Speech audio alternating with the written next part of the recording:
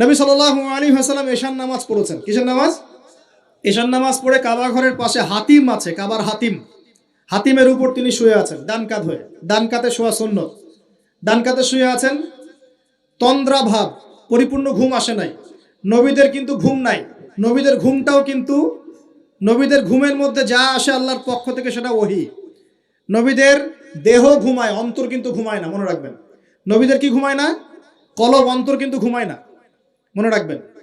এবার তিনি শুয়ে আছেন, হঠাৎ দুইজন ফেরেশতা আসলেন। কয়জন ভাই? একজন জিবরাইল আলাইহিস সালাম, একজন মিকাইল আলাইহিস সালাম। এসে নবী সাল্লাল্লাহু আলাইহি ওয়াসাল্লামকে আস্তে করে জাগিয়ে দিলেন। জাগিয়ে নবী সাল্লাল্লাহু আলাইহি ওয়াসাল্লামকে হাত ধরে নিয়ে যাচ্ছেন। কোথায়? পাশে জমজম কূপের পাশে। পাশে জমজম কূপ আছে, দেখেছিলেন না? যারা হজ উমরা করে আসছেন হয়তো দেখতে পারবেন। এই জামজাম আগের মতো তো আর নাই, একটা আইডিয়া পাবেন আর কি। জামজাম কূপের পাশে নিয়ে গিয়ে নবী সাল্লাল্লাহু আলাইহি ওয়াসাল্লামকে আবার আস্তে করে শুইয়ে দেওয়া হলো। এই যে পুরো ঘটনাগুলো ঘটে যাচ্ছে না, এগুলো কিন্তু মুহূর্তে ঘটে যাচ্ছে। মানে এই পুরো বিশাল ঘটনা ঘটে যাওয়ার পর দেখা যাবে ওই অজুর পানি কেবল গড়িয়ে গড়িয়ে যাচ্ছে, এখনো শেষ হয়নি। মানে সময় কে নিয়ন্ত্রণ করে? পৃথিবীর সময়ের ফ্রেম আর আল্লাহ পাকের টাইম ফ্রেম এক নয়। আল্লাহ পাকের টাইম ফ্রেম টোটালি ডিফারেন্ট, আমাদের টাইম ফ্রেম আলাদা, মনে থাকবে। এখানে কিন্তু অনেক নাস্তিক অনেক প্রশ্ন করতে পারে। এবার শুইয়ে দেওয়ার পর নবী সাল্লাল্লাহু আলাইহি ওয়াসাল্লামের বুকটাকে একদম এই গলার নিচ থেকে নিয়ে যেখানে লোম উঠে নাভি, এই নাভি পর্যন্ত চিরে দেওয়া হয়েছে, জীবিত অবস্থাতেই, জীবিত অবস্থাতেই। এবার তার হার্ট, কলিজাটাকে বের করা হয়েছে। এই প্রথম ওপেন হার্ট সার্জারি নাম শুনেছেন কিনা? যে ওপেন হার্ট সার্জারি হচ্ছে।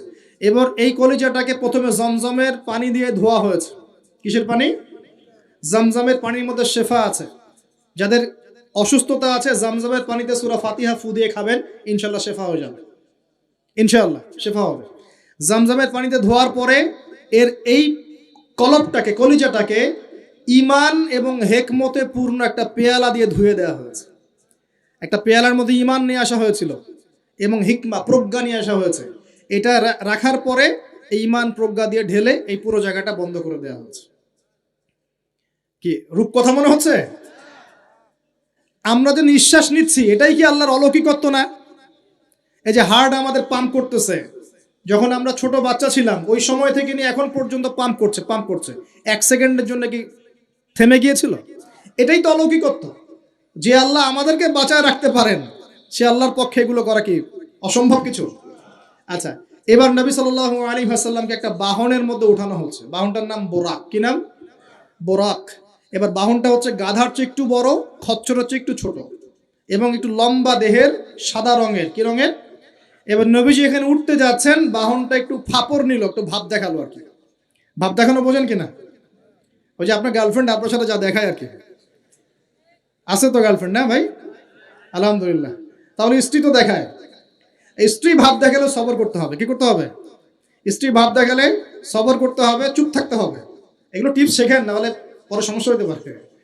স্ত্রী ভাব দেখাতে পারে, তখন সবর করতে হবে, চুপ থাকতে হবে। পরে দেখবেন ভাব নিজেই আবার ঠান্ডা হয়ে গেছে ইনশাআল্লাহ। ঠিক আছে? আর নিজে গরম হয়ে গেলে সমস্যা। আপনি গরম হয়ে গেলে পুরো একদম তরকারি পুরো যাবে একেবারে। কথা বুঝতে পারছেন? আল্লাহ বোঝার তৌফিক দান করুন। বোরাকটা ভাব নিচ্ছে আর কি। এখন বোরাককে জিবরাইল আলাইহিস সালাম বলছেন, এই শোনো, তোমাকে সৃষ্টি করার পর থেকে, ভালো করে শোনেন, তোমাকে সৃষ্টি করার পর থেকে মুহাম্মদ সাল্লাল্লাহু আলাইহি ওয়াসাল্লামের চেয়ে শ্রেষ্ঠ কোনো মানুষ তোমার গায়ে পা দেয় নাই। বলেন আল্লাহু আকবার। বলেন আল্লাহুম্মা সাল্লি আলা মুহাম্মদ, আল্লাহুম্মা বারিক আলা মুহাম্মদ। তোমাকে সৃষ্টি করার পর থেকে মুহাম্মাদের চেয়ে সাল্লাল্লাহু আলাইহি ওয়াসাল্লাম শ্রেষ্ঠ কোনো মানুষ তোমার পিঠে ওঠে নাই। সুবহানাল্লাহ। জান্নাত থেকে এই বাহনটা নিয়ে আসা হয়েছে। কোত্থেকে? জান্নাত থেকে। এবার তিনি বোরাকে উঠলেন। বোরাক, ও আচ্ছা, বোরাক এই কথা শুনে কি করলো? বোরাক এই কথা শুনে ভাব তো চলে গেলই গেল, ও ঘামা শুরু করেছে, ঘামা শুরু করেছে, ঘামতে শুরু করেছে। অনেক সময় হয় না যে বড় কোনো ব্যক্তির সামনে গিয়ে মানে থরথর করে কাঁপা শুরু করেছে, ও ঘামা শুরু করেছে। এবার নবী সাল্লাল্লাহু আলাইহি ওয়াসাল্লাম উঠে বসলেন, বিসমিল্লাহ। এবার চলছে। কোথার দিক, কোন উদ্দেশ্যে চলছে? ওই যে জেরুজালেম, নাম শুনেছেন কিনা? ওরাই তারা, আমি তো বারবার বলি আপনারা বিশ্বাস করেন না অনেকেই, এরাই তারা যারা দাজ্জালকে অনুসরণ করবে, দেখে নিয়েন সামনে। এবং এদেরকে নিয়ে দাজ্জাল বিশ্বটাকে শাসন করবে। বিশ্ব কেউ একা শাসন করতে পারে না, অনুসারী লাগে, এরাই তাদের অনুসারী। যারা বিশ্বের বড় বড় ডিপার্টমেন্ট এখন নিয়ন্ত্রণ করছে, ঠিকই অবশ্যই নিয়ন্ত্রণ করছে, ভিতরে ভিতরে আপনারা বুঝতে পারছেন না। এবার ওই দিকে ছুটলো বোরাক। কিভাবে ছুটলো? নবীজি বলছেন সাল্লাল্লাহু আলাইহি ওয়াসাল্লাম, আমাদের চোখের সীমা যতদূর পর্যন্ত যায়, বোরাকের একটা পাই ততদূর পর্যন্ত যাচ্ছে। কখনো সূর্যাস্ত দেখেন নাই? কতদূর পর্যন্ত তাকানো যায়?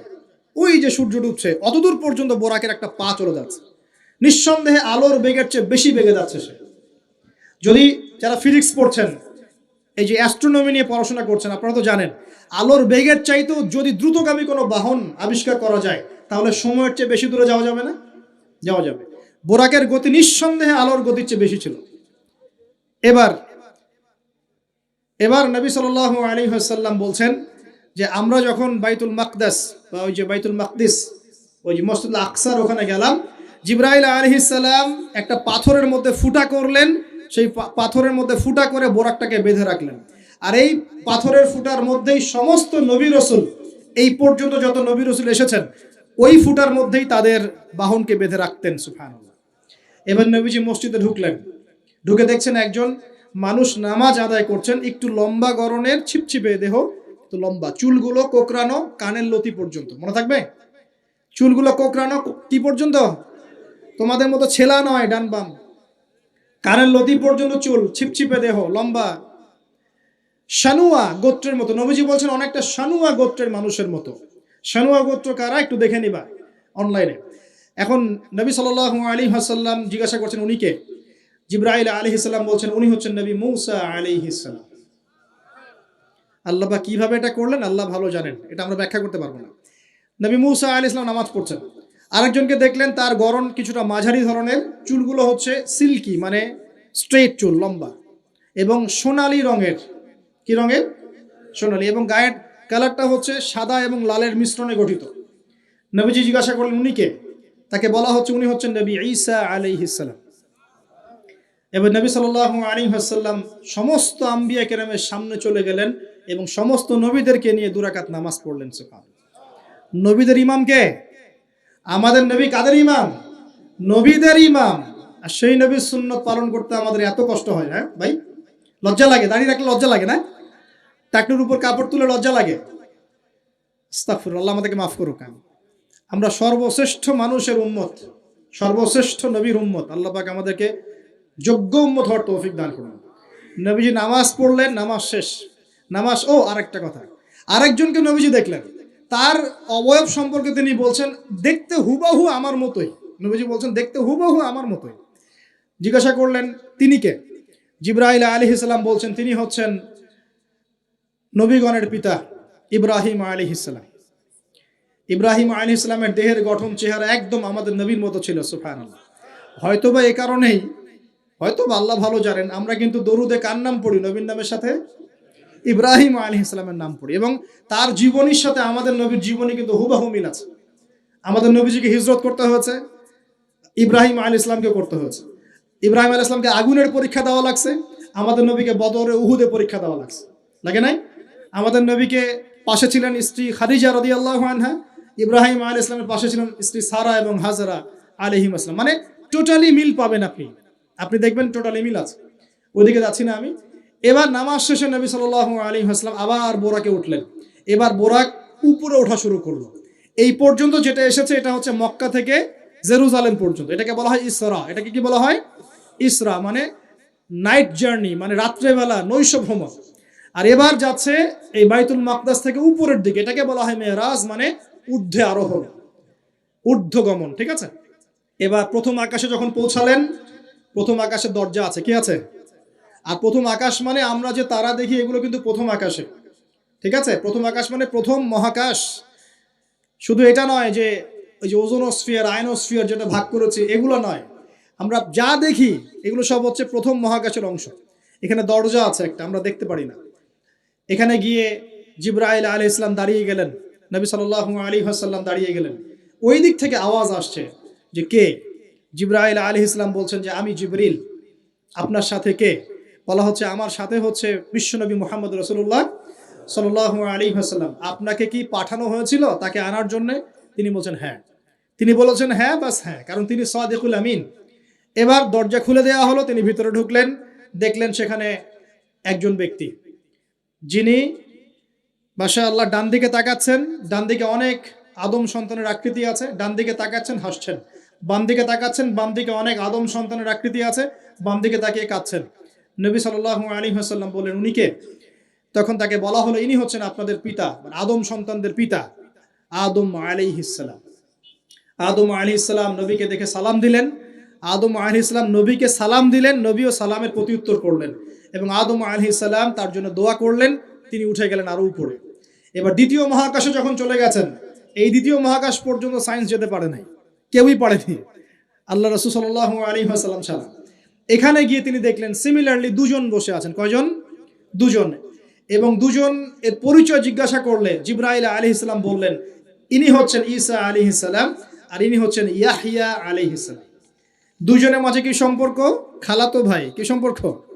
খালাতো ভাই। এখানে বলে রাখি দুজনের মিলটা কি? এই দুজনকেই ইহুদিরা হত্যা করার চেষ্টা করেছে। ঈসা আলাইহিস সালাম এবং ইয়াহইয়া আলাইহিস সালাম উভয়কেই কারা হত্যা করার চেষ্টা করেছে? ইয়াহইয়া আলাইহিস সালামকে তো হত্যা করেই ফেলেছিল, আর ঈসা আলাইহিস সালামকে হত্যা করার চেষ্টা করেছিল, কিন্তু আল্লাহ পাক সেটা হতে দেন নাই। আল্লাহ পাক তাকে উঠিয়ে নিয়েছে। তিনি আবার আসবেন কিনা? কোথায় আসবেন? সিরিয়ায়। কেন আসবেন? কারণ তিনি এই পৃথিবী থেকে দাজ্জাল এবং তার সমস্ত বাহিনীকে মেরে ফেলবেন ইনশাআল্লাহ, এবং প্যালেস্টাইন থেকে সারা বিশ্বে 40 বছর রাজত্ব করবেন ইনশাআল্লাহ তাআলা। এটা হবে কি না? বিশ্বাস আছে তো ইনশাআল্লাহ? এটা হবে ইনশাআল্লাহ তাআলা। এরপর সামনে যান, তৃতীয় আসমানে উঠলেন, সেখানে দেখছেন একজন ব্যক্তি যাকে এই পৃথিবীর অর্ধেক সৌন্দর্য দেয়া হয়েছে। নবীজি বললেন, তিনি কি এত অপরূপ সুন্দর?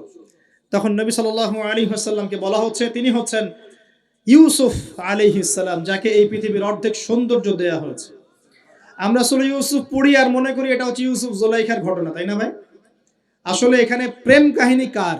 এখানে প্রেম কাহিনী হচ্ছে ইউসুফ আলাইহিস সালাম এবং তার বাবার। ভালো করে পড়ে দেখবেন, এখানে বাবা এবং ছেলের মহব্বতের কাহিনী বর্ণিত হয়েছে। আর ইউসুফ আলাইহিস সালামের বাহ্যিক সৌন্দর্য নিয়ে আমরা কথা বলি, তার বাহ্যিক সৌন্দর্যের চাইতে তার চরিত্রের সৌন্দর্য ছিল 1000 গুণ বেশি। জেনার অপবাদ দিয়েছে তাকে মানুষ, তিনি নির্দোষ হয়েও বিনা অপরাধে 12 বছর জেল খেটেছেন, তারপরেও তিনি অন্যায় পথে পা বাড়ান নাই, বাড়িয়েছেন। আল্লাহ পাক আমাদেরকে এগুলো বোঝার তৌফিক দান করুন। আরো উপরে উঠলেন, চতুর্থ আসমানে উঠে দেখছেন এখানে আরেকজন একইভাবে আছেন, তার নাম হচ্ছে ইদ্রিস আলাইহিস সালাম। কি নাম? ইদ্রিস আলাইহিস সালাম। তিনি চতুর্থ আসমানে অপেক্ষা করেন। একইভাবে সবার সাথে কথাবার্তা হলো, সালাম বিনিময় করা হলো, মোবারকের দোয়া করলেন, তিনি আবার উঠে গেলেন। পঞ্চম আসমানে উঠে তিনি দেখছেন ওই ইচ্ছে নবী মুসা আলাইহিস সালাম। কোন নবী? নবী মুসা আলাইহিস সালাম। সবাই সালাম দিচ্ছেন, একইভাবে কথাবার্তা হচ্ছে। ষষ্ঠ আসমানে উঠে দেখছেন হারুন আলাইহিস সালাম, মুসা আলাইহিস সালামের ভাই, মনে আছে? হারুন আলাইহিস সালাম, যিনি ফেরাউনের কাছে দাওয়াত নিয়ে গিয়েছিলেন, মুসা আলাইহিস সালামের সাথে ছিলেন। সপ্তম আসমানে উঠে তিনি দেখছেন একজন ব্যক্তি যার চেহারা একদম, ছোট ছোট বাচ্চারা যারা মারা যায় আল্লাহ রাব্বুল আলামিন তাদের রূহটাকে ওখানে রেখেছেন। তারা ওখানে খেলছে, যখনই ওদের পিতামাতার কথা মনে হয় দৌড় দিয়ে আসে ইব্রাহিম আলাইহিস সালামের কাছে। মনে রাখবেন, বাচ্চাদের সাথে কেন ইব্রাহিম আলাইহিস সালামকে রাখা হলো, এখানে একটা ব্যাখ্যা হতে পারে, আল্লাহু আ'লাম। শিশুদের সাথে থাকতে হলে শিশুর মতো মন থাকতে হয়। বাচ্চাদের সাথে কারা ভালোভাবে মিশতে পারে জানেন? যাদের মনটা বাচ্চাদের মতো, শিশুর মতো সরল হতে হয়, শিশুর মতো হতে হয়, সরল। যাদের মন শিশুর মতো সরল, এদের মনের মধ্যে কিন্তু হিংসা, বিদ্বেষ, রিয়া, অহংকার এগুলো থাকবে না। ইব্রাহিম আলাইহিস সালামকে ওই শিশু কুরবানির পরীক্ষায় ফেলতে হয়েছিল না? আল্লাহ রাব্বুল আলামিন দেখেন তাকে বাচ্চাদের সাথে রেখে দিয়েছেন। বাচ্চারা ওখানে খেলাধুলা করে, যখনই ওদের বাবার কথা মনে হয়, মায়ের কথা মনে হয়, দৌড় দিয়ে ইব্রাহিম আলাইহিস সালামের কাছে চলে আসে, তিনি আদর করে দেন, আবার চলে যায়। কি চমৎকার দৃশ্য! তিনি হেলান দিয়ে আছেন বাইতুল মামুরে, সালাম করলেন, সালাম করে নবীজিকে বললেন, হে নবী, আপনার উম্মতকে জানিয়ে দিয়েন, আমি আপনাদেরকে সেটা জানিয়ে দিচ্ছি। হে নবী, আপনার উম্মতকে জানিয়ে দিয়েন যে জান্নাত হচ্ছে একটা উর্বর জায়গা, জান্নাতের পানি হচ্ছে মিষ্টি, জান্নাতের মাটি খুব উর্বর, জান্নাতের অনেক জায়গা ফাঁকা পড়ে আছে। আপনার উম্মতকে জানিয়ে দিয়েন এই ফাঁকা জায়গাগুলোতে তারা যদি গাছ লাগাতে চায় তাহলে যেন পড়ে সুবহানাল্লাহ, আলহামদুলিল্লাহ, ওয়ালা ইলাহা ইল্লাল্লাহ, আল্লাহু আকবার, ওয়ালা হাওলা ওয়ালা কুওয়াতা ইল্লা বিল্লাহ। এই মেসেজটা কে দিয়েছেন? ইব্রাহিম আলাইহিস সালাম। এই যে বাইতুল মামুরে হেলান দিয়ে আছেন, এটা কি? নবীজি বলছেন এটা হচ্ছে ফেরেশতাদের ইবাদত করার জায়গা। কাবা ঘর আছে না আমাদের, এই কাবা ঘরের ঠিক সোজা উপরে বাইতুল মামুর আছে, সপ্তম আসমানের ওখানে। ফেরেশতারা কিভাবে ইবাদত করেন শোনেন। নবীজি বলছেন এই বাইতুল মামুরে প্রতি মুহূর্তে 70,000 ফেরেশতা তাওয়াফ করছে। সুবহানাল্লাহ। ঠিক যেমন এখানে তাওয়াফ হচ্ছে 24 ঘন্টা, তাওয়াফ কি থেমে থাকে? তাওয়াফ থামে না। ঠিক ওইভাবে বাইতুল মামুরে তাওয়াফ থেমে থাকছে না। বাইতুল মামুরে ফেরেশতারা তাওয়াফ করছেন 70,000 ফেরেশতা একই সাথে। আর শুনে রাখেন, যে 70,000 ফেরেশতা একবার তাওয়াফ করার সৌভাগ্য পেয়েছে তারা কিয়ামত পর্যন্ত আর দ্বিতীয়বার চান্স পাবে না। এবার কি চিন্তা করতে পারছেন ফেরেশতাদের সংখ্যা কত কত হতে পারে? আমাদের সংখ্যা তত্ত্বের বাইরে, আমাদের সংখ্যা তত্ত্বের বাইরে। এবার নবী সাল্লাল্লাহু আলাইহি ওয়াসাল্লাম আরো একটু উপরে উঠলেন। এই জায়গার নাম সিদরাতুল মুনতাহা। কি নাম? সিদরাতুল মুনতাহা। এটা হচ্ছে একটা বড়ই গাছ। বড়ই গাছ দেখেছেন তো? এটা নবীজি বলছেন এত চমৎকার এই বড়ই গাছ, এর মধ্যে এত বেশি রং ছিল যে রংগুলোকে আমি ব্যাখ্যা করতে পারবো না। এর পাতাগুলো ছিল হাতির কানের মতো এবং এর ফলগুলো ছিল মটকার মতো বড় বড় এক একটা, এবং এর মধ্যে প্রজাপতি বসেছিল। এই প্রজাপতিগুলোর রং এত চমৎকার যেগুলো আমাদের পৃথিবীর রঙের মতো নয়। মানে এগুলো ব্যাখ্যা করার মতো শব্দ আমাদের কাছে নাই। অ্যামেজিং। এটা কোন জায়গা? আমাদের সবার রূহগুলো যেখানে উঠে যায়। এটা কোন জায়গা? আমাদের সবার নেক আমলগুলো যেখানে উঠে যায়। সবার রূহ, মৃত ব্যক্তিদের রূহ বা আত্মা এবং নেক আমলগুলো এই পর্যন্ত ওঠে, এরপরে সেখান থেকে উঠিয়ে নেওয়া হয়, এরপরে তারা আর যেতে পারে না। একইভাবে উপর থেকে আল্লাহ পাকের কোনো আদেশ আসলে এই সিদরাতুল মুনতাহা পর্যন্ত আসে, এরপর সেখান থেকে নিয়ে আসা হয়। আমি কি বুঝতে পারছি? এই হলো সিদরাতুল মুনতাহা, যেটা ফেরেশতাদের শেষ সীমা। এরপরে ফেরেশতারা আর যেতে পারবেন না। আল্লাহ পাকের নিকটবর্তী ফেরেশতারা ছাড়া নর্মাল যারা, তারা ওখানে যেতে পারবে। নর্মাল মানে বলছি যারা এমনি অন্যান্য দায়িত্বে আছেন তারা সেখানে যেতে পারবেন না। এই পর্যন্ত লাস্ট ওই যে লাইন থাকে না, ডেড লাইন, এটা ডেড লাইন, এরপর যেতে পারবে না। এবার আমাদের নবীকে এখানে বাহন চেঞ্জ করে দেওয়া হলো, অন্য একটা বাহন আরো দ্রুতগামী তাকে দেওয়া হলো। এই বাহনে করে নবীজি একদম আলো পর্দা ভেদ করে উপরে উঠছেন। সুবহানাল্লাহ। আল্লাহ পাকের একদম কাছাকাছি আসছেন। কাছাকাছি আসার পর তিনি বলছেন, আমি তখন শুনতে পেলাম যে আল্লাহ পাকের নিকটস্থ ফেরেশতা যারা আল্লাহর আদেশ লিখে রাখেন, তারা কলম দিয়ে লিখছে আল্লাহর আদেশ। এই কলমের লিখার খসখস শব্দ আমি শুনতে পেলাম। সুবহানাল্লাহ, আল্লাহু আকবার।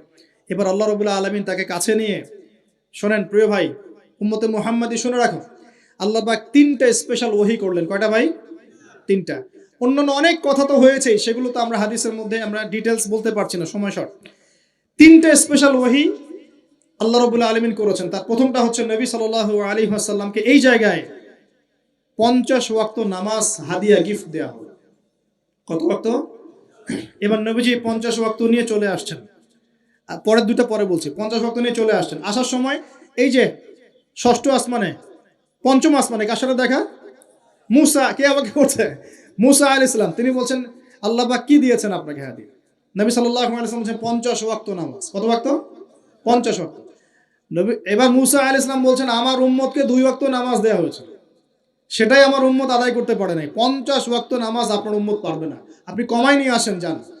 তিনি আবার গেলেন 50 থেকে 45, আবার 45 থেকে 40, 40 থেকে 35, 35 থেকে 30, এই করতে করতে করতে করতে 5 ওয়াক্ত যখন আসলো, তখনও নবীজিকে বলা হচ্ছে আপনি আরো কমাই নিয়ে আসেন।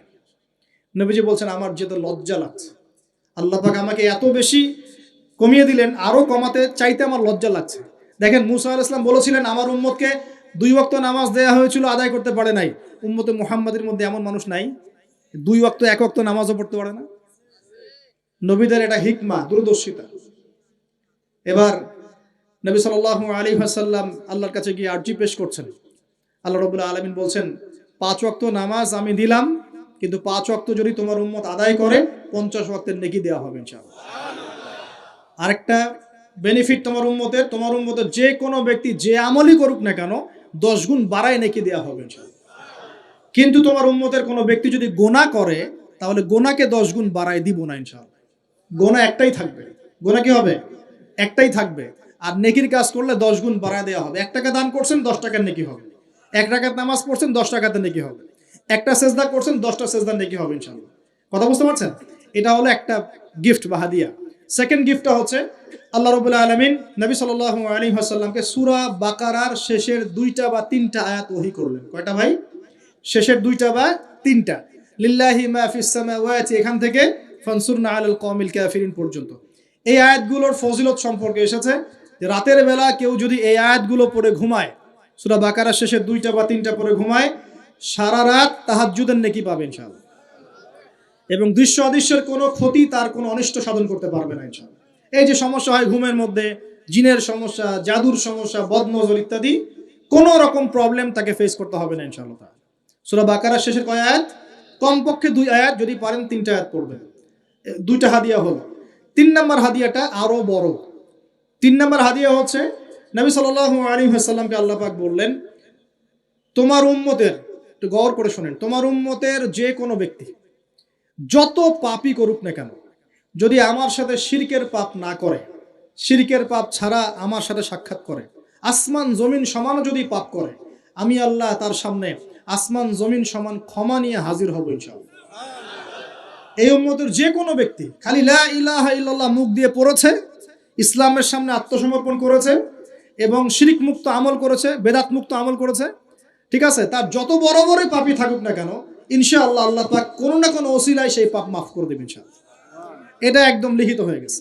জান্নাতীদের 120 কাতার হবে। এই 120 কাতার মানুষের মধ্যে 80 কাতার হবে উম্মতে মুহাম্মাদের মধ্যে। আমরা কি শিরক মুক্ত আমল করতে পারবো না ভাই?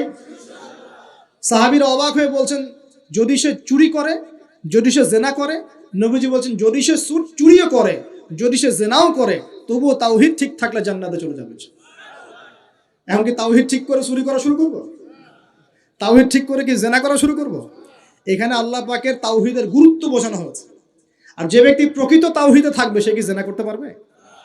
আল্লাহ পাক আমাদের সবাইকে 3টা হাদিয়া গ্রহণ করার তৌফিক দান করুন। আমার সাথে বলেন, 50 ওয়াক্ত নামাজ মানে 5 ওয়াক্তই। 5 ওয়াক্ত মানেই 50 ওয়াক্ত। 1 ওয়াক্ত পড়ছি মানে 5 ওয়াক্ত পড়ছি। 1 ওয়াক্ত পড়ছি মানে 10 ওয়াক্ত পড়ছি। 1 ওয়াক্ত পড়ছি মানে 10 ওয়াক্ত পড়ছি।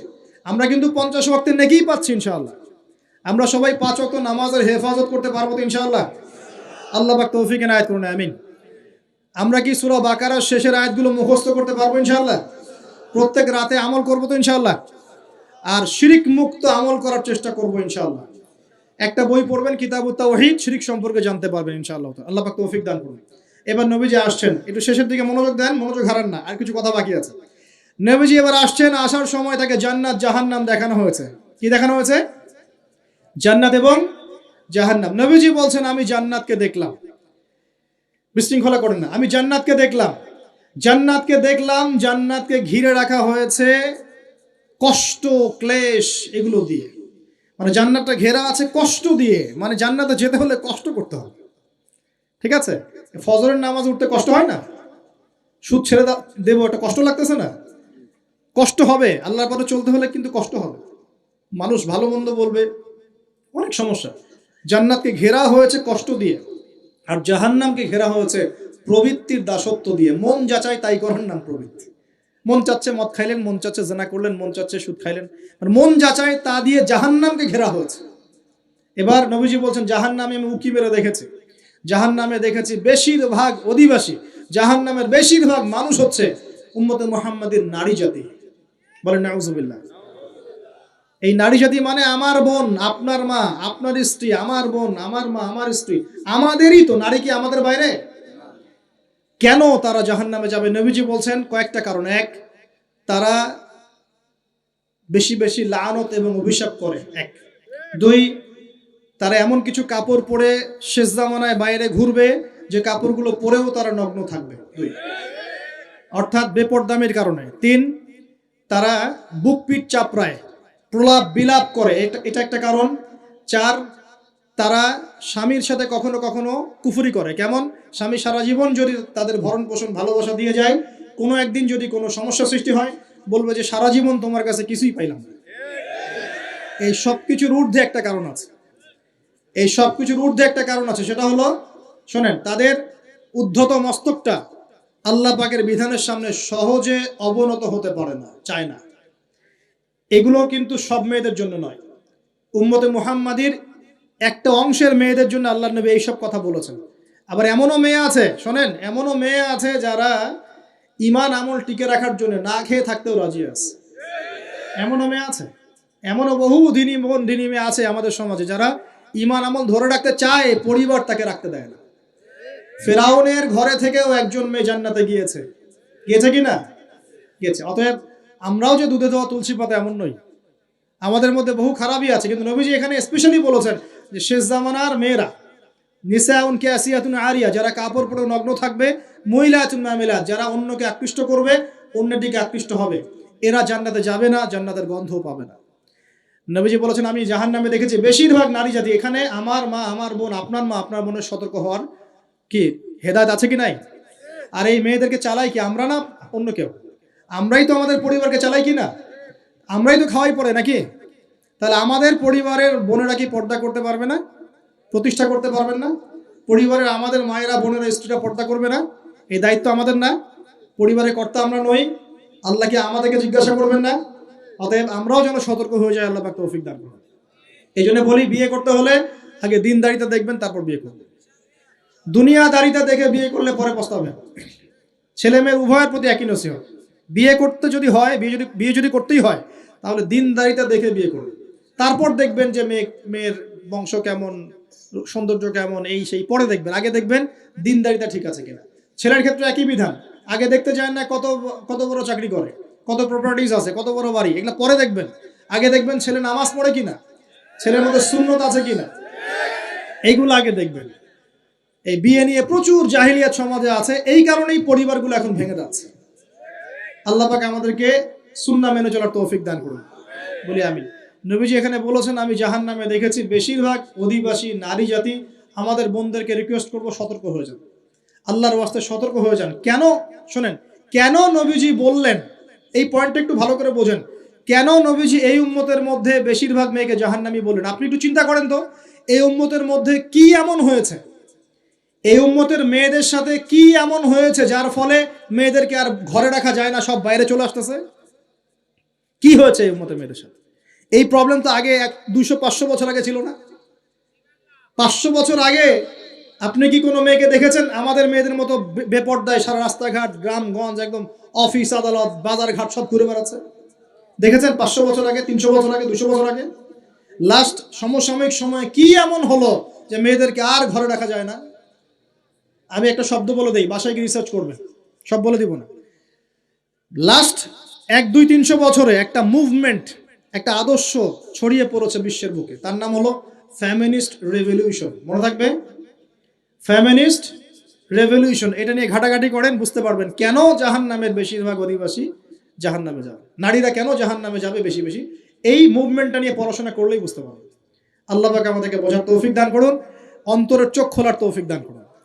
নবীজি আরো বলছেন আমি জাহান্নামে গেলাম, জাহান্নাম আমাকে দেখানো হলো, এবং সেখানে আমি একজন ফেরেশতাকে দেখলাম। কি দেখলাম? এই ফেরেশতা আমাকে দেখে হাসে নাই। সবাই মনোযোগ দেন, মেরাজের রাতের সবাই নবী সাল্লাল্লাহু আলাইহি ওয়াসাল্লামের সাথে হাসি মুখে সাক্ষাৎ করেছেন, এই ফেরেশতা বাদ দিয়ে। নবীজি বললেন জিবরাইল আলাইহিস সালামকে, সে এত গম্ভীর কেন, তার চেহারায় হাসি নাই কেন? জিবরাইল আলাইহিস সালাম বলছেন যখন থেকে আল্লাহ পাক তাকে জাহান্নামের দায়িত্ব দিয়েছেন, যেদিন থেকে আল্লাহ পাক এই ফেরেশতাকে জাহান্নামের দায়িত্ব দিয়েছেন, ওই দিন থেকে তার চেহারার হাসি চলে গেছে। আর কিছু বলতে হবে? কেন হাসি চলে গেল? খুশিতে? জাহান্নামে আল্লাহ পাকের আযাব এবং এই আযাবের দায়িত্ব পালন করতে গিয়ে তার চেহারা থেকে হাসি চলে গেছে। নাউযুবিল্লাহ। নবীজি জানালেন তার নাম হচ্ছে মালিক। কি নাম? মালিক। আমরা দোয়া করি আমরা যেন তার সাক্ষাৎ না পাই, আমরা দোয়া করি আমরা যেন তার সাক্ষাৎ না পাই, আমিন। এবার নবী সাল্লাল্লাহু আলাইহি ওয়াসাল্লাম আসছেন, আসার সময় সুঘ্রাণ পাচ্ছেন, সুঘ্রাণ। ও একটা কথা বলি নাই, জান্নাতে তিনি যখন দেখলেন, সেখানে দেখলেন যে এখানে বেশিরভাগ অধিবাসী হচ্ছে এই উম্মতের গরিব মানুষরা। এই উম্মতে কারা? গরিব মানুষ, টাকা পয়সা কম, এত হিসাব কিতাব নাই, তো 5 ওয়াক্ত নামাজ পড়ে, রোজা রাখে, সাধ্যমতো দান সদকা করে, সত্য কথা বলে, জান্নাতে চলে যাবে ইনশাআল্লাহ। গরিবদের 500 বছর আগে, কত বছর আগে? তার মানে এই উম্মতের যদি কেউ গরিব হয়ে থাকি আমরা, কষ্টের কিছু আছে? ইনশাআল্লাহ কষ্টের কিছু নাই। তারপর নবীজি আসছেন, তিনি বলছেন যে আমি একটা মিষ্টি জান্নাতি সুঘ্রাণ পেলাম। আমি জিজ্ঞাসা করলাম এটা কোত্থেকে আসছে? তখন জিবরাইল আলাইহিস সালাম বললেন, এই ঘ্রাণ আসছে ফেরাউনের মেয়ের চুল আঁচড়ে দিত একজন দাসী। হঠাৎ একদিন চিরুনি পড়ে গেল হাত থেকে, সে বিসমিল্লাহ বলে চিরুনি উঠিয়েছে, আর দাসী শুনে নিয়েছে বিসমিল্লাহ মানে, বিসমিল্লাহ মানে কি, আল্লাহর নামে মানে কি, তোমার কি ফেরাউন আমার বাবা ছাড়া আরো কোনো ইলাহা আছে নাকি? তখন সেই মহিলা বলেছিল, হ্যাঁ আমি এক আল্লাহর ইবাদত করি, ফেরাউনেরও রব হচ্ছে আমার আল্লাহ। এই অপরাধে তাকে ফেরাউন বড় আগুনের কুণ্ডলি খুঁড়ে তাকে ওখানে নামিয়ে দিয়েছিল, এবং তার 3টা কি 4টা বাচ্চা ছিল, এই সব বাচ্চাগুলোকে তার চোখের সামনে পুড়িয়ে মেরেছে। শেষে একটা বাচ্চা ছিল কোলের বাচ্চা, এই বাচ্চাকে নিয়ে সে লাফ দিবে, তাকে বাধ্য করা হচ্ছে, সে তো নিজে মরতে রাজি, কিন্তু বাচ্চাটা মায়া লাগবে না, সে বাচ্চাকে নিয়ে লাফ দিতে চাচ্ছে না। তখন আল্লাহ পাক ওই বাচ্চার জবানে আল্লাহর কুদরত, আল্লাহর মুজিজা চালু করে দিলেন। ওই বাচ্চা কথা বলা শুরু করল। ওই বাচ্চা বলল, হে আম্মা ইসবিরি ইয়া উম্মা, হে আমার মা সবর করো, ফাইন্না মাউইদুনাল জান্নাহ, আমাদের জন্য আল্লাহ পাক জান্নাত রেখেছেন। আলহামদুলিল্লাহ, লাভ দিয়ে জান্নাত। ওই যে ফেরাউনের স্ত্রী বলা ঠিক না এখানে, ফেরাউনের ওই দাসী যে চুল আশ্রয় দিত, আসিয়া, যার নাম বলা হয় কোনো কোনো জায়গায় আসিয়া, এবং তার সন্তানদেরকে যেখানে দাফন করা হয়েছে ওখান থেকে জান্নাতের ঘ্রাণ আসছে। কে পেলেন এই ঘ্রাণ? রাসূলুল্লাহ সাল্লাল্লাহু আলাইহি ওয়াসাল্লাম। এবার তিনি চলে আসছেন, এসে কাবা ঘরের হাতিমে আবার এসে সেখানে আসলেন, এখানে বিমর্ষ মুখে বসে আছেন। কেন মন খারাপ? যে আমি যদি এই ঘটনা যদি কালকে এখন সকালে সবাইকে বলা শুরু করি, সবাই তো আমাকে এখন কি বলবে, মিথ্যাবাদী, এমনিই তো মিথ্যাবাদী বলছে, এখন এই ঘটনা আবার বিশ্বাস করবে কিনা। এখন সকালবেলা আবু জেহেল আসছে, আইসা বলছে যে কি নতুন কিছু ঘটনা ঘটছে নাকি, নতুন কোনো ঘটনা আছে নাকি, টিটকারি করলো আর কি। রাসূল সাল্লাল্লাহু আলাইহি ওয়াসাল্লাম বলছেন, আমি গতকালকে আকসায় গিয়েছিলাম। এখন আবু জেহেল বলছে, ও আচ্ছা চমৎকার, আকসায় গিয়েছিলেন, তাই নাকি, আর কি করেছো? তো যে আমি এই ঘটনা ঘটেছে আমার সাথে। তখন সবাইকে সে ঢোল পিটায় নিয়ে আসলো, আরে আসো আসো, মুহাম্মদ কি বলে শোনো, দেখো কি বলে, তো পাগল হয়ে গেছে। নাউজুবিল্লাহ। বলছে আকসায় গিয়েছিলে, বলো তো আকসায় কি কি আছে। সুবহানাল্লাহ, আল্লাহ রাব্বুল আলামিন, এখন যেমন ভিডিও দেখি না আমরা, এইভাবে আল্লাহ রাব্বুল আলামিন মসজিদুল আকসাকে নবীর সামনে তুলে ধরলেন সামনে, এবং নবী সাল্লাল্লাহু আলাইহি ওয়াসাল্লাম দেখে দেখে বলছেন আকসায় কয়টা দরজা আছে, কয়টা জান্নাত আছে, পূর্ব দিকে কি আছে, পশ্চিম দিকে কি আছে, সিঁড়ি কয়টা, সব বলে দিলেন। মাশাআল্লাহ। এরপর আবু বকর সিদ্দিকের সামনে একজন কাফের গিয়ে বলছে, জানো মুহাম্মদ কি বলেছে, মুহাম্মদ এই কথা বলেছে। আবু বকর সিদ্দিক তখন বলছেন যে আমি তো এর চাইতেও কঠিন কথা বিশ্বাস করি, আমি তো বিশ্বাস করি যে নবী সাল্লাল্লাহু আলাইহি ওয়াসাল্লামের কাছে আসমান থেকে আল্লাহর ওহী আসে, আর মেরাজের রাতটা এমন কি, আমি তো বিশ্বাস করি আল্লাহ তার সাথে কথা বলেন, আল্লাহ পাকের কথা তার কাছে আসে, আল্লাহর কালাম তার কাছে আসে। ওই দিন থেকে নবী সাল্লাল্লাহু আলাইহি ওয়াসাল্লামের এই সাহাবীর নাম হয়ে গেল আবু বকর সিদ্দিক। এখন এর মাঝখানে আর কয়েকটা কথা হয়েছে, আমাদের নবী পরে হাদিসে জানিয়েছেন, এগুলো বলে শেষ করছি। নবীজি বলছেন, আমি যখন মেরাজের রাতে গিয়েছি, আমাকে আল্লাহ পাক কিছু আযাব দেখিয়েছেন। কি দেখেছেন ভাই?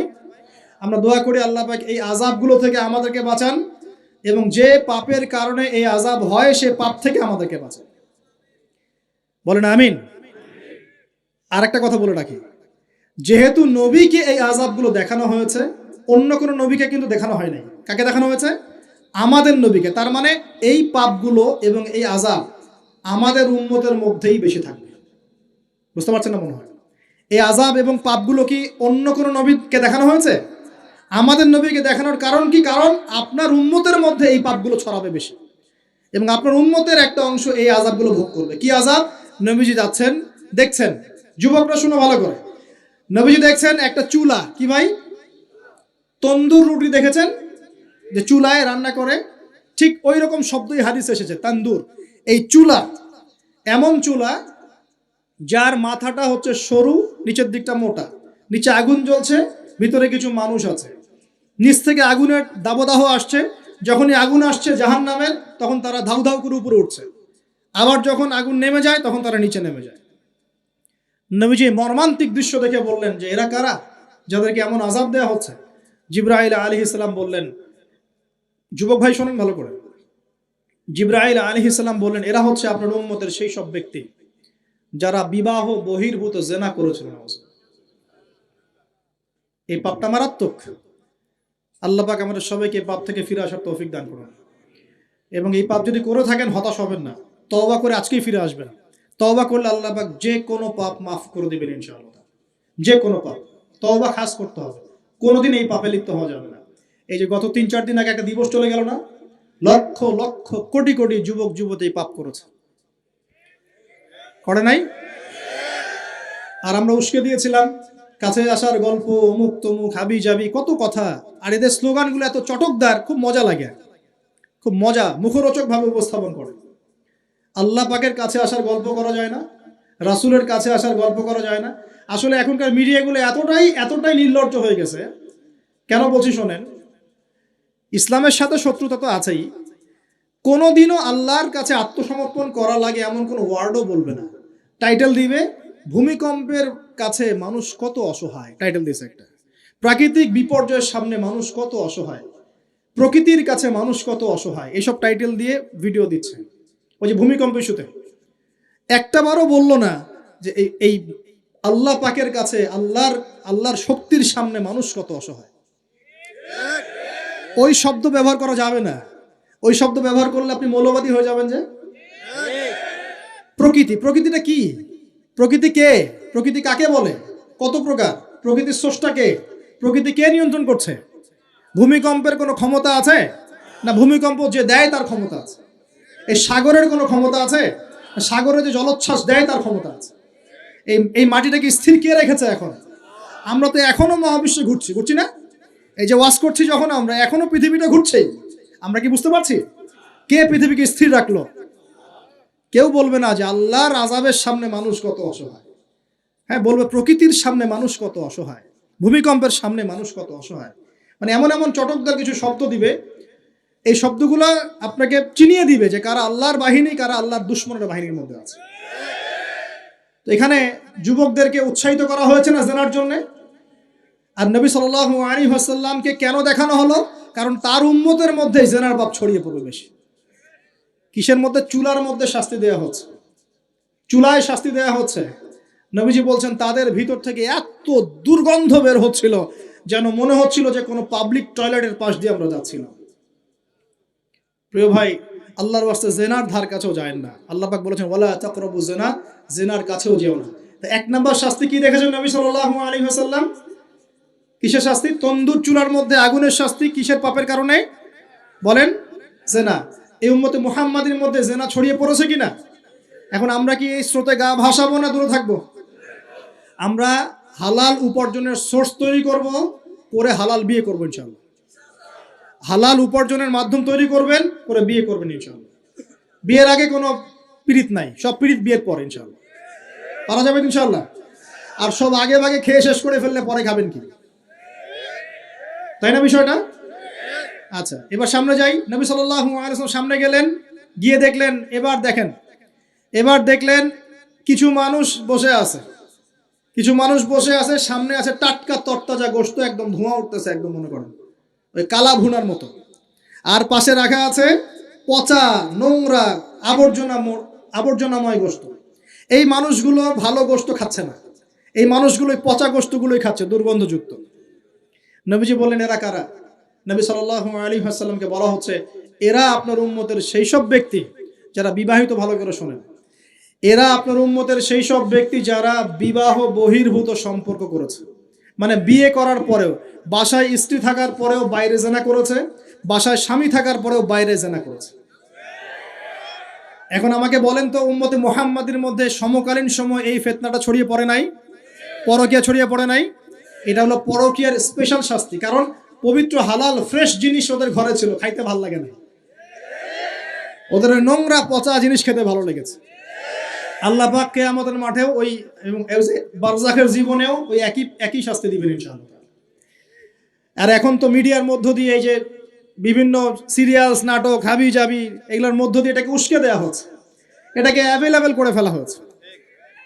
আর যারা বড় বড় শহরে থাকে এগুলো তো ফিতনা আরো বেশি। আল্লাহ পাক আমাদের মা বোনদেরকে বোঝার তৌফিক দান করুন, আর আমাদের ভাইদেরকেও বোঝার তৌফিক দান করুন। আমাদের সবাইকে আল্লাহ পাক পরকীয়ার মতো নোংরা পাপ থেকে হেফাজত করুন, বিবাহ বহির্ভূত সম্পর্ক থেকে হেফাজত করুন। আরো সামনে যান, নবীজি দেখলেন এবার একটা রক্তের নদী। কিসের নদী ভাই? প্রশ্ন করব কেন রক্তের নদী? উত্তর দিতে হবে। ওই রক্তের নদীতে আল্লাহ পাক কিছু মানুষকে রেখেছেন, ফেরেশতারা পাথর দিয়ে তাদের মাথা ফাটিয়ে দিচ্ছে, পাথর ছিটকে অন্য জায়গায় চলে যাচ্ছে, পাথর নিয়ে আসার মুহূর্তের মধ্যেই মাথা আবার জোড়া লেগে যাচ্ছে, আবার পাথর দিয়ে মাথা ফাটিয়ে দেওয়া হচ্ছে, আবার পাথর ছিটকে চলে যাচ্ছে। নবীজি জিজ্ঞাসা করলেন, এরা কারা যাদেরকে শাস্তি দেওয়া হচ্ছে? নবী সাল্লাল্লাহু আলাইহি ওয়াসাল্লামকে জিবরাইল আলাইহিস সালাম বললেন, এরা আপনার উম্মতের সেই সব ব্যক্তি যারা সুদখোর ছিল। কি ছিল? এখন বলেন রক্তের নদী কেন? বলেন, উত্তর দেন দেখি, কে বলতে পারবেন? বিসমিল্লাহ। মাশাআল্লাহ, শুকরিয়া। সুদের মধ্য দিয়ে এক শ্রেণীর মানুষ ধনী হয় আর এক শ্রেণীর মানুষ গরিব হয়। সুদের মধ্য দিয়ে গরিব মানুষের রক্তটাকে চুষে খাওয়া হয়। এই কারণেই কিয়ামতের মাঠে এবং বারজাখের জীবনে রক্তের নদীতে ফেলে মাথাটা ফাটিয়ে দেওয়া হবে। মাথা কেন ফাটানো হবে? এই মাথা দিয়ে শয়তানি বুদ্ধিটা বের করেছিল যে ইন্নামাল বাইউ মিসলুর রিবা, সুদ হচ্ছে ব্যবসার মতোই। এই শয়তানি কোত্থেকে বের হইছে? এই মাথা থেকে। এই কোন মাথা পাঠাই দেওয়া হবে। আল্লাহ পাকের শাস্তি খুব নিপুণ। আমি একটু চিন্তা করার চেষ্টা করেছিলাম আজকে কেন এই শাস্তিগুলো এইভাবে আসবে। আল্লাহু আ'লাম বিসওয়াব, আল্লাহ ভালো জানেন, তবে আমাদের কাছে এটা মনে হয়। এরপর সামনে যান। এই পাপের কারণেই আরো কিছু মানুষকে শাস্তি পেতে দেখা গেছে। নবীজি দেখেছেন আরো এক শ্রেণীর মানুষ যাদের পেটটা ফুলে আছে। প্রাসাদ দেখেছেন?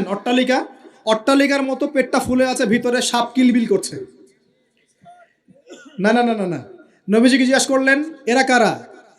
এই হাদিসেও আছে, এরা ছিল আপনার উম্মতের সুদখোর ব্যক্তিরা, পেটের ভেতর সাপ কিলবিল করছে। আর একটা জায়গায় তিনটা দেখা গেছে সুদখোরের শাস্তি। কয়টা ভাই? তিনটা। একটা দেখলাম রক্তের নদীতে মাথা ফাটানো, একটা হচ্ছে পেটের মধ্যে সাপ কিলবিল করছে, আর একটা হচ্ছে দেখলেন কিছু মানুষ পানিতে হামাগুড়ি দিচ্ছে এবং পাথর খাচ্ছে। কি খাচ্ছে ভাই? পাথর। এবং এই পাথরটা ভিতরে যাচ্ছে, গিয়ে পিছনের রাস্তা দিয়ে বের হয়ে যাচ্ছে। নবীজি বলেন, এরা কারা? একই উত্তর দিলেন জিবরাইল আলাইহিস সালাম, এরা হচ্ছে আপনার উম্মতের সুদখোর ব্যক্তিরা। সুদের এই তিনটা শাস্তি স্পেশাল দেখা গেছে। কেন আল্লাহ ভালো জানেন, আমরা সব ব্যাখ্যা করতে পারবো না। নবীজি আরো সামনে এগিয়ে গেলেন, তাকে দেখানো হলো এবার এক শ্রেণীর ব্যক্তি, হাতগুলো নখগুলো তামার মতো লম্বা, তামার নখ, লম্বা লম্বা নখ। দেখেছেন? কোন মুভির মধ্যে দেখা গেছে, ছবির মধ্যে তামার লম্বা লম্বা। হ্যাঁ, তো এই নখগুলো দিয়ে তারা চোখ এবং গাল আঁচড়াচ্ছে, কোনো ক্ষেত্রে বুক আঁচড়াচ্ছে এবং ওই গোশতগুলো খাচ্ছে। নবী জিজ্ঞাসা করলেন, এরা কারা?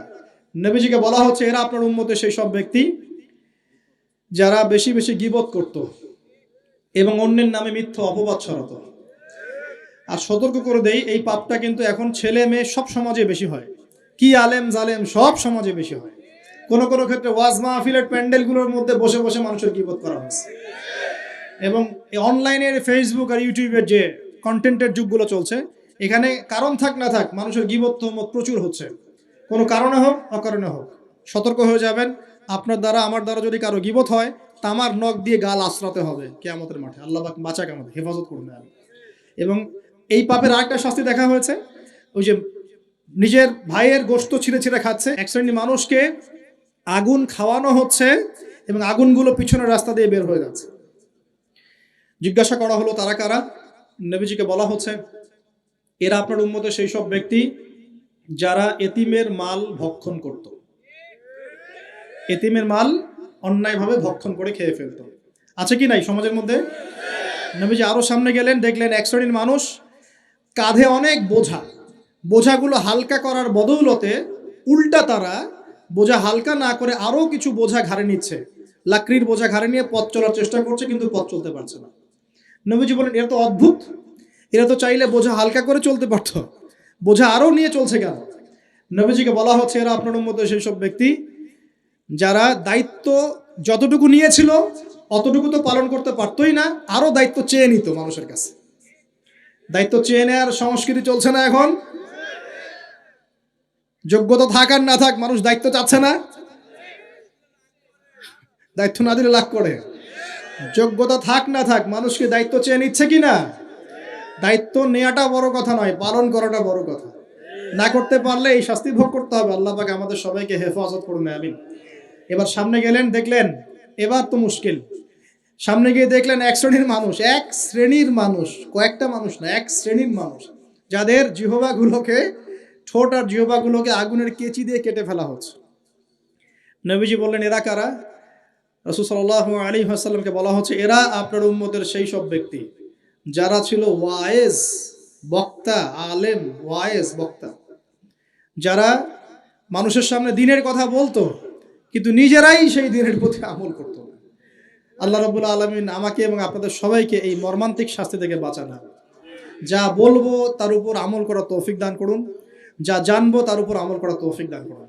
যা বলি আমল করি না সেটা প্রয়োজনে বলার দরকার নাই, যেটা আমল করি না সেটা প্রয়োজনে বলার দরকার নাই। আল্লাহ পাক আমাদেরকে রাসূলের সুন্নাহ মাফিক দাওয়াতি কাজ করার তৌফিক দান করুন এবং এই শ্রেণীর বক্তার অন্তর্ভুক্ত হওয়া থেকে আল্লাহ পাক আমাদেরকে বাঁচান। এভাবে তিনি আরো বেশ কিছু শাস্তি দেখলেন, তারপর তাকে ফিরিয়ে আনা হলো। এই মেরাজের ঘটনা এভাবে শেষ হলো। এখন এই পুরো মেরাজের ঘটনা আমরা যা শিখলাম, রাসূলুল্লাহ সাল্লাল্লাহু আলাইহি ওয়াসাল্লামের এই মেরাজ উম্মতে মুহাম্মাদের জন্য খাস কিনা, আমাদের জন্য খাস কিনা? এরকম ঘটনা কি বিশ্বে আর কোথাও ঘটেছে? এই পুরো হিস্ট্রির মধ্যে কি এরকম ঘটনা কখনো ঘটেছে? অন্য কোন নবীর সাথে ঘটেছে? অন্য কোন উম্মতের সাক্ষী আছে? আমরা সাক্ষী আছি, আমাদের নবীর সাথে ঘটেছে। আমাদের নবীর ক্ষেত্রে জীবনে এই বিস্ময়কর ঘটনা একবার ঘটেছে। আল্লাহ পাক কি কোনো নবীকে তার কাছে নিয়ে ওহী করেছেন? আসুন এই মিরাজে যে বিষয়গুলো আমরা শিখলাম, আমরা সবাই এর উপর আমল করার চেষ্টা করি। আল্লাহ পাক তৌফিক দান করুন। নবীজি বলেছেন, যে ব্যক্তি সকালে 10 বার, সন্ধ্যায় 10 বার আমার প্রতি দরুদ পড়বে, ইনশাআল্লাহ কাল কিয়ামতের মাঠে আমি তার জন্য সুপারিশ করব ইনশাআল্লাহ। নবীর সুপারিশ পাওয়ার জন্য কয়েকটা পদ্ধতি। এক, জীবনের প্রতিটা কাজ রাসূল সাল্লাল্লাহু আলাইহি ওয়াসাল্লামের সুন্নাহ মতো করা, 1 নাম্বার। 2 নাম্বার, সকাল সন্ধ্যায় 10 বার করে রাসূলের প্রতি দরুদ পাঠ করা। আর 3 নাম্বার হচ্ছে রাসূল সাল্লাল্লাহু আলাইহি ওয়াসাল্লামের রেখে যাওয়া এই দিন, এই আমানতটাকে মানুষের ঘরে ঘরে পৌঁছে দেওয়ার ব্যবস্থা করা। পারা যাবে ইনশাআল্লাহ? আল্লাহ কবুল করুন, তৌফিক দান করুন। তো আলোচনায় মনোযোগ দেই, মোবাইল ফোনে বেশি ব্যস্ত না হই, আপোষে কথাবার্তা না বলি। যতক্ষণ কথা হবে দিনের আলোচনা, দিলের কান দিয়ে, মনের কান দিয়ে শোনার চেষ্টা করি, আমল করার নিয়াতে শোনার চেষ্টা করি। আল্লাহ তৌফিক দান করুন। তো যেখানে ছিলাম, যে আল্লাহ রাব্বুল আলামিন কোরআনকে বলছেন প্রত্যেকটা বিষয়ের ব্যাখ্যা, হেদায়েত, রহমত এবং সুসংবাদ। তো আমরা প্রশ্ন করলাম, কোথায় আছে যে এশার সালাত 4 রাকাত এবং 4 রাকাতে 8টা সেজদা করতে হবে? আসলে কোরআনুল কারীমের কোথাও বলা নাই এশার নামাজ 4 রাকাত। কোরআনুল কারীমের কোথাও বলা নাই যে এশার 4 রাকাত নামাজে 8টা সেজদা করতে হবে, 10টা করা যাবে না, এমনটা কোরআনে বলা নাই। তাহলে কি ব্যাখ্যা হবে? আল্লাহ পাক তো বললেন কোরআনের সবকিছুই ব্যাখ্যা করেছে। ব্যাখ্যাটা হচ্ছে, উত্তরটা হচ্ছে এই, জবাব সূরা হাশর আয়াত নম্বর 7। নবী সাল্লাল্লাহু আলাইহি ওয়াসাল্লাম তোমাদেরকে যা দিয়েছেন তা গ্রহণ করে নাও। ওয়া মা আতাকুমুর রাসূলু ফাখুযু, রাসূল যা যা দিয়েছেন সব নিয়ে নাও, চোখ বন্ধ করে। রাসূল যা দিয়েছেন চোখ বন্ধ করে গ্রহণ করো। ওয়া মা নাহাকুম আনহু ফান্তাহু, রাসূলুল্লাহ সাল্লাল্লাহু আলাইহি ওয়াসাল্লাম যা থেকে নিষেধ করেছেন এই বিষয়গুলো থেকে দূরে থাকো। এখন রাসূল যা দিয়েছেন, এই রাসূলের দেয়াগুলো আমরা কোথায় পাবো? কোরআনে না হাদিসে? বলেন। রাসূল যা থেকে নিষেধ করেছেন এই নিষেধগুলো আমরা কোথায় পাবো? কোরআনে না হাদিসে? কোরআনে আমরা দেখতে পাচ্ছি আল্লাহ যা দিয়েছেন, আল্লাহ যা নিষেধ করেছেন। কোরআনে কি আছে রাসূল যা দিয়েছেন, রাসূল যা নিষেধ করেছেন? তাহলে রাসূল যা দিয়েছেন, রাসূল যা নিষেধ করেছেন সাল্লাল্লাহু আলাইহি ওয়াসাল্লাম, এগুলো আমরা পাবো কোথায়? সুন্নতে বা হাদিসে। কথা ঠিক আছে?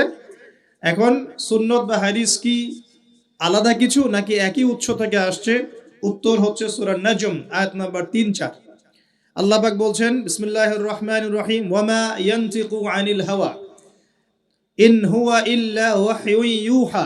আল্লাহ পাক বলছেন রাসূলুল্লাহ সাল্লাল্লাহু আলাইহি ওয়াসাল্লাম নিজের মন গড়া কোনো কথা বলেন না। রাসূলুল্লাহ সাল্লাল্লাহু আলাইহি ওয়াসাল্লাম নিজের মন গড়া কোনো কথা বলেন না। তিনি সেই কথাটুকুই বলেন যা তার কাছে ওহী করা হয়। অর্থাৎ রাসূলুল্লাহ সাল্লাল্লাহু আলাইহি ওয়াসাল্লাম যে আমাদেরকে বলেছেন ঘুমানোর আগে বিসমিল্লাহি আল্লাহুম্মা বিইসমিকা আমুতু আহিয়া বলতে, এটাও আল্লাহ পাকের ওহী। রাসূল সাল্লাল্লাহু আলাইহি ওয়াসাল্লাম যে আমাদেরকে শিখিয়েছেন বাথরুমে ঢোকার সময় বাম পা দিয়ে ঢুকতে, ডান পা দিয়ে বের হতে, ঢোকার সময় বলতে বিসমিল্লাহ আল্লাহুম্মা ইন্নী আউযু বিকা মিনাল খুবসি ওয়াল খাবাইস, আর বের হওয়ার সময় বলতে আলহামদুলিল্লাহিল্লাযী আযহাবা আনিল আযান মুআফানি গফরানাকা। এই প্রত্যেকটা দোয়াও আল্লাহর পক্ষ থেকে ওহী। আমি কি বোঝাতে পারছি? রাসূল যে বলেছেন বিসমিল্লাহ বলে ওযু শুরু করতে এবং ওযু শেষ করার পরে কালিমা শাহাদাত পড়তে, এটাও আল্লাহর পক্ষ থেকে কি বলেন ওয়াহি। রাসূল যে বলেছেন স্ত্রীর সাথে মিলন করার আগে বলবে বিসমিল্লাহ আল্লাহুম্মা জান্নিবনা শাইতান ওয়া জান্নিবাশ শাইতান মা রাযাকতানা, এই দোয়াটাও আল্লাহর পক্ষ থেকে কি ওয়াহি। রাসূল সাল্লাল্লাহু আলাইহি ওয়াসাল্লাম যে প্রত্যেকটা কাজ ডান দিক থেকে করতে বলেছেন এটাও আল্লাহ পাকের কি ওয়াহি। এরকম প্রতিটা কাজ শুধু আমাদের ব্যক্তি জীবনের আমল নয়, বরং আমাদের পারিবারিক জীবন, সামাজিক জীবন, আমাদের রাষ্ট্রীয় জীবন, আমাদের অর্থনৈতিক জীবন, প্রত্যেকটা জীবনের প্রতিটা কাজই রাসূলুল্লাহ সাল্লাল্লাহু আলাইহি ওয়াসাল্লামের সুন্নত মতো করার নামই হচ্ছে ইত্তেবায়ে সুন্নাহ, নবীর সুন্নতকে অনুসরণ করা। এবং নবীর সুন্নতকে অনুসরণ না করলে কেউ জান্নাত যেতে পারবে না। রাসূলের সুন্নতকে অনুসরণ না করলে কেউ জান্নাত যেতে পারবে না, এটাই চূড়ান্ত কথা। যার সুন্নত অনুসরণ করবে তার সাথে তার হাসর হবে। যে মেসি নেইমারের সুন্নত অনুসরণ করছে তার সাথেই তার হাসর হবে, এটাই স্বাভাবিক। আর যে রাসূলুল্লাহ সাল্লাল্লাহু আলাইহি ওয়াসাল্লামের সুন্নত ফলো করবে তার সাথেই তার হাসর হবে ইনশাআল্লাহ তাআলা। তাই রাসূলের সুপারিশ পাওয়ার এবং তার সাথে জান্নাতে থাকার একটাই অপশন, সেটা হলো নবী সাল্লাল্লাহু আলাইহি ওয়াসাল্লামের সুন্নাহ মাফিক জীবন গড়া।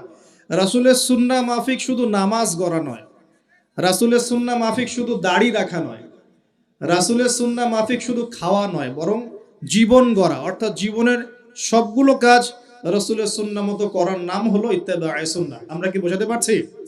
আল্লাহ পাক আমাদের সবাইকে জীবনের প্রত্যেকটা কাজ নবী সাল্লাল্লাহু আলাইহি ওয়াসাল্লামের সুন্নত মতো করার তৌফিক এনায়েত করুন, সকলেই বলি আমিন। এখন আমাদের নবী সাল্লাল্লাহু আলাইহি ওয়াসাল্লাম এমন একটা সমাজে নবুয়ত পেয়েছিলেন, একটু বোঝার চেষ্টা করবেন। সমাজ, আমার কথা কি বুঝতে পারছেন? আইয়ামে জাহিলিয়াতের মানুষরা যে আল্লাহকে বিশ্বাস করতো না বিষয়টা এমন না। আইয়ামে জাহিলিয়াতের মানুষরা আল্লাহকে ঠিকই বিশ্বাস করত, কিন্তু আল্লাহকে পাওয়ার জন্য ওসিলা পূজা করত, মাধ্যম পূজা করত, কবর পূজা করত, কোনো কোনো ক্ষেত্রে মৃত মানুষের পূজা করত, প্রকৃতি পূজা করত, আবার কেউ কেউ ছিল নাস্তিক। এরকম ছিল আইয়ামে জাহিলিয়াত। তো আমি একটা দলিল দিচ্ছি যে আইয়ামে জাহিলিয়াতের মানুষরাও যে আল্লাহকে বিশ্বাস করত তার সবচেয়ে বড় দলিল হচ্ছে আবু জেহেল নিজেই। আবু জেহেলের নাম শুনেছেন তো? আবু জেহেলকে এই উম্মতের কি বলা হয়? কে বলতে পারবেন? আবু জেহেলকে এই উম্মতের কি বলা হয়? ওয়াজ কি খালি শুনলেই হবে নাকি একটু ধরে রাখতে হবে?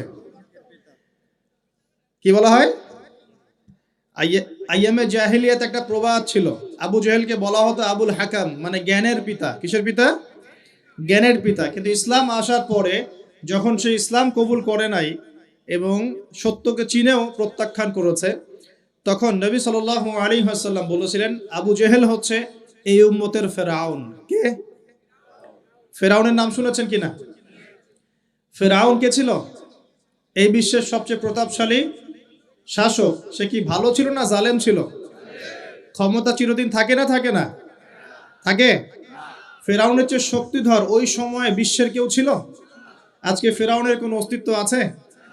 আছে, তার লাশটা পড়ে আছে। তার লাশটা আছে না? 1897 সালে তার লাশটা আবিষ্কৃত হয়েছে। কত সালে? 1897 সালের দিকে তার লাশটাকে আল্লাহ পাক শুটকি বানিয়ে রেখে দিয়েছেন। কেন রেখেছেন এই দলিলটাও কোরআনে আছে। ওই যে বললাম কোরআন সবকিছুর ব্যাখ্যা করেছে। ফেরাউনের লাশ কেন সংরক্ষণ করা হয়েছে এর দলিলও কোরআনে আছে।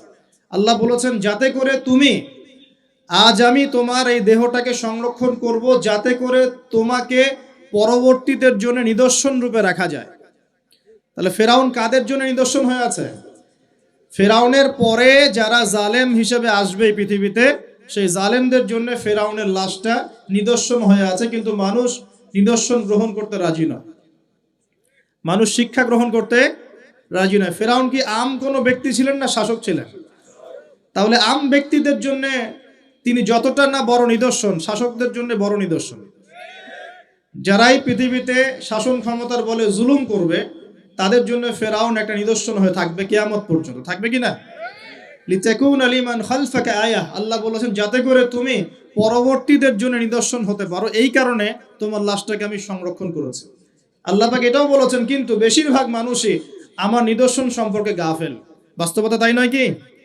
আচ্ছা, এখন ফেরাউনদের মতো বড় বড় জালেম নাই সারা বিশ্বে? তাদের জন্য নিদর্শন না শিক্ষা না? এটা শিক্ষা। দেখুন আবু জেহেলকেও এই উম্মতের ফেরাউন বলা হতো। কেন?